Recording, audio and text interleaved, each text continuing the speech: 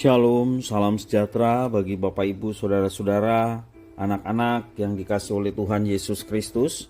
Jumpa kembali bersama saya Pendeta Eka di dalam renungan firman Tuhan pada hari ini, hari Kamis 14 April 2022. Sukacita dan damai sejahtera dari Tuhan Yesus Kristus kiranya menyertai kehidupan kita sekalian, yang pastinya mendatangkan kebahagiaan buat kita. Puji nama Tuhan. Sampai pada pembacaan firman Tuhan hari ini, Mazmur yang ke-89. Kiranya firman Tuhan memberkati kita. Sebelum kita merenungkan bagian firman Tuhan hari ini, kita akan berdoa. Tuhan Bapa di surga, di dalam Yesus Kristus, kami mengucapkan syukur terima kasih untuk setiap kasih setia Tuhan yang boleh kami alami dari hari ke hari sampai pagi ini. Kami mau terus memperdengarkan hati dan pikiran kami kebenaran firman-Mu.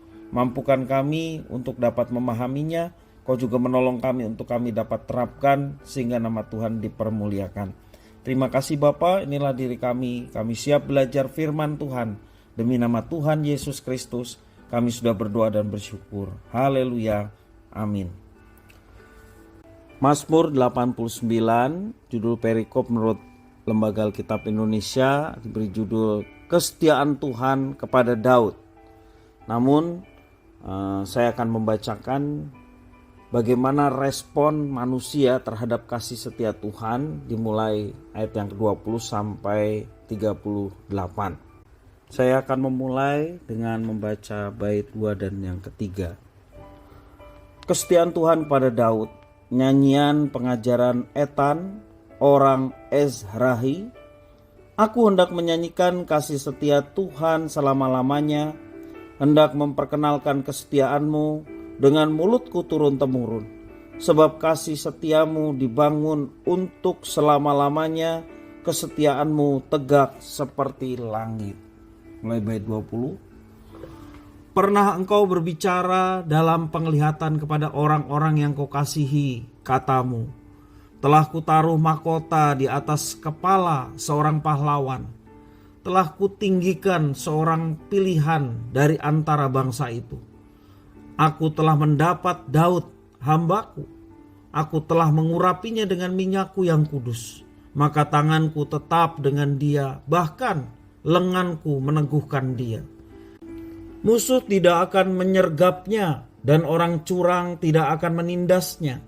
Aku akan menghancurkan lawannya dari hadapannya, dan orang-orang yang membencinya akan kubunuh.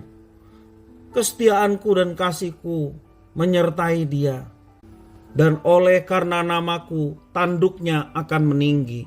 Aku akan membuat tangannya menguasai laut dan tangan kanannya menguasai sungai-sungai.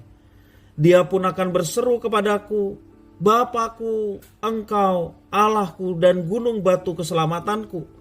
Aku pun juga akan mengangkat dan menjadi anak sulung, menjadi yang maha tinggi di antara raja-raja bumi. Aku akan memelihara kasih setiaku bagi dia untuk selama-lamanya, dan perjanjianku teguh bagi dia.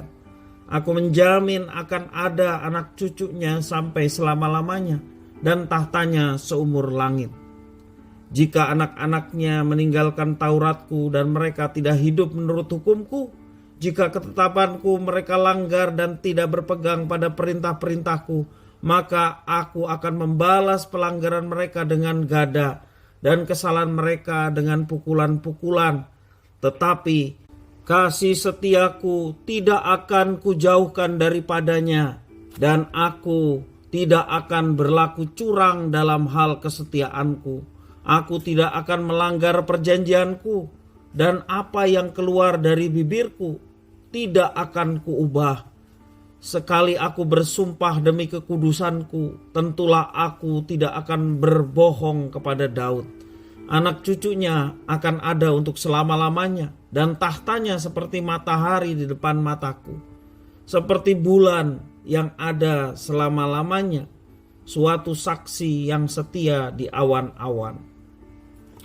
Bapak Ibu, saudara-saudara yang dikasihi Tuhan, dosa seringkali membuat manusia bukan hanya sulit untuk menepati janji, tetapi juga tidak tahu bersyukur, tidak tahu berterima kasih kepada Sang Pemberi hidup, yakni Tuhan. Ketika Tuhan memberikan kasih setianya kepada manusia, bukan rasa terima kasih yang didapatkan oleh Tuhan, melainkan justru pengingkaran dan pengkhianatan yang dilakukan oleh manusia juga oleh umatnya. Jika dalam Mazmur 89 ayat 1 sampai yang 19 kita melihat janji setia Tuhan yang tidak berkesudahan, maka dalam nas yang kita baca hari ini kita akan melihat bagaimana yang seharusnya respon umat Tuhan terhadap kasih setia Tuhan yang tidak berkesudahan itu. Pemazmur mengungkapkan bahwa kesetiaan Tuhan terhadap umatnya selayaknya direspon dengan kesetiaan umatnya kepada Tuhan yang lebih dahulu setia. Seharusnya umat Tuhan merespon sungguh-sungguh dengan menjadikan Tuhan sebagai satu-satunya Allah yang disembah dan diandalkan.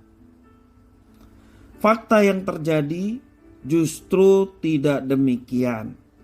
Karena mereka meninggalkan firman Tuhan, mereka melanggar firman Tuhan dan segala ketetapan yang diberikan Tuhan kepada mereka. Bagaimanakah reaksi Tuhan saat melihat respon umatnya yang dikasihinya memberontak terhadapnya, mengkhianat kepadanya?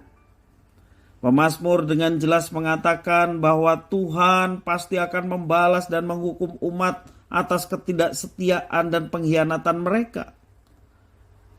Namun demikian, kalau kita membaca firman Tuhan, kasih setia Tuhan kepada umatnya tidak akan berubah sekalipun mereka hidup dalam pengkhianatan kepada Tuhan. Mengapa demikian?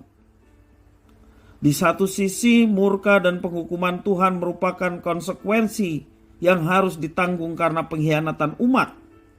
Namun di sisi lain, kesetiaan Tuhan tidak dapat dibatalkan oleh apapun karena ada ikatan perjanjian antara Tuhan dan leluhur bangsa Israel di masa yang lampau. Bermula perjanjian antara Tuhan pada Abraham, dilanjutkan pada Ishak dan Yakub sebagai leluhur Israel, dan Tuhan telah buktikan kasih setianya dengan tidak membatalkan perjanjian itu walaupun umatnya telah mengkhianati Tuhan. Apa pesan yang kita dapatkan dari pemazmur? Sebagai umat yang telah menikmati kasih setia Tuhan di dalam Yesus Kristus, kita harus merespon kesetiaan Tuhan dengan hidup bersyukur dan berterima kasih kepadanya. Mengucap syukurlah dalam segala hal, sebab itulah yang dikehendaki Allah dalam Kristus Yesus bagi kamu. Firman-Nya sangat jelas. Secara praktis, rasa syukur dan terima kasih itu dapat diwujudkan dengan cara kita hidup mentaati firman Tuhan, melakukan firman itu dengan setia, hidup seturut dengan kehendak-Nya. Maka perlu telinga kita pasang ketika kita mendengar firman Tuhan. Hati kita bersihkan supaya kita dengan sukacita dapat menerima firman itu. Apakah firman yang diperintahkan untuk kita melaksanakan? Juga apakah firman itu menegur kita terhadap segala kesalahan dan dosa kita?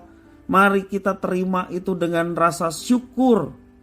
Dengan rasa syukur pula kita menghargai kasih setia Tuhan dengan hidup mentaati firman-Nya, melakukan kehendak-Nya setiap hari. Meskipun kita adalah manusia yang penuh dengan kelemahan, yang tidak mampu melakukannya secara sempurna, namun Tuhan lebih menghargai kesungguhan hati dan kerja keras kita yang tidak pernah berhenti untuk mencoba walau seringkali kita mengalami jatuh bangun. Jangan karena kita merasa bahwa kita manusia dan tidak mampu memiliki kesempurnaan sehingga kita terus larut hidup dalam dosa. Firman Tuhan dengan jelas mengatakan standar hidup orang percaya, orang Kristen adalah kehidupan yang menyerupai Kristus. Jikalau kita di dalam Kristus dan Kristus di dalam kita, kita wajib hidup sama seperti Kristus telah hidup. Itulah kewajiban orang percaya dan terus kita belajar seumur hidup kita semakin hari semakin lebih baik, semakin hari semakin sempurna, bahkan di akhir kehidupan kita, kehidupan yang menyerupai Kristus terus kita upayakan. Apakah kita rindu ketika kita berjumpa dengan Tuhan pada saat dan waktunya nanti? Tuhan mengatakan kepada kita, baik sekali perbuatanmu, anakku. Apakah kita ingin mendengar Tuhan berkata demikian? Karena itu kesempatan hidup kita, mari kita gunakan sepenuhnya untuk melaksanakan apa yang dikehendakinya. Karena hanya dengan itu kita memuliakan Tuhan. Karena hanya dengan itu kita disebut sebagai orang yang berhasil, orang yang sukses. Kesuksesan bagi anak-anaknya adalah tak kala anak-anaknya taat kepada firman, melakukan kehendaknya setiap hari. Maka Tuhan yang akan tambahkan apa-apa saja yang diperlukan umatnya. Tuhan Yesus jelas mengatakan, cari dulu kerajaan Allah beserta kebenarannya, maka yang lainnya akan ditambahkan kepadamu sesuai dengan kebutuhan yang diperlukan oleh umatnya. Mari Bapak Ibu Saudara-saudara yang dikasihi oleh Tuhan, kita mau merespon kasih setia Tuhan dengan hidup dalam ketaatan, hidup menjalankan perintah dan kehendaknya di dalam hidup kita setiap hari. Terpujilah nama Tuhan, kiranya firman ini boleh memberkati kita. Kita berdoa. Terima kasih Tuhan atas firman-Mu, mampukan kami untuk dapat menerapkannya. Demi nama Tuhan Yesus kami berdoa. Haleluya. Amin.